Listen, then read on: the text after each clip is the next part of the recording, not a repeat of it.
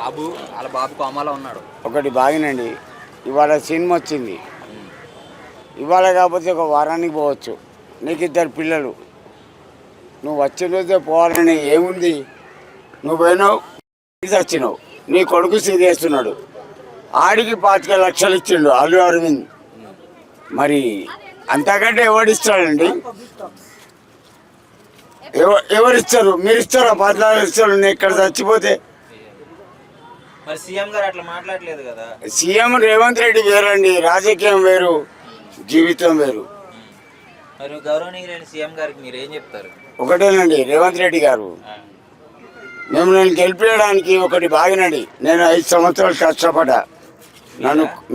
నన్ను కుర్చీ తాత అంటారు, మీకు బాగెరక.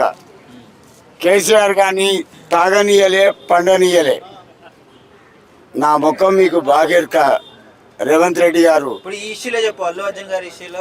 అల్లు అర్జున్ అంటే ఒకటి బాగినండి, అతను కోట్లకు అధికారి. అతను ఇస్తాడు, లేకపోతే లేదు. సెలబ్రిటీ గౌరవులు, పొలిటికల్ లీడర్లు గౌరవులు ఉండదు అంటున్నారు కదా సీఎం గారు. ఒకటి బాగినండి, నేను ఒక సెలబ్రిటీ.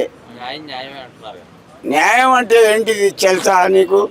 న్యాయం గురించి నీకు అర్థమైందా? న్యాయం అంటే ఏందని?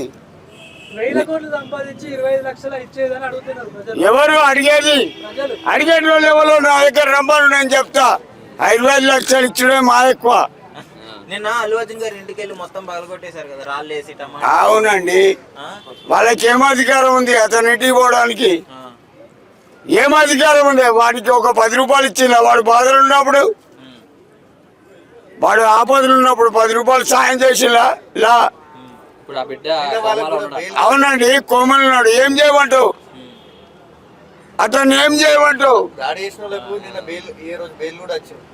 ఒకటి బాగానండి బాబాయ్, నువ్వు ఇక్కడ నిలబడ్డావు, నువ్వు బయటికి వెళ్ళాక ఏం జరిగింది నీకు ఎరికేనా?